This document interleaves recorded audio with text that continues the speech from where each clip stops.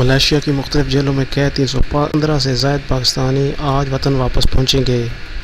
اطلاعات کے مطابق وزارت اوورسیز پاکستانیز نے ملائیشیا میں قید 315 سے زائد پاکستانیوں کی وطن واپسی کے لیے انتظامات کو حتمی شکل دے دی ہے، جو آج 29 مئی کو وطن واپس پہنچے گی۔ ملائیشیا میں قید پاکستانیوں کی واپسی کے تمام تر انتظامات مکمل کر لیے گئے ہیں۔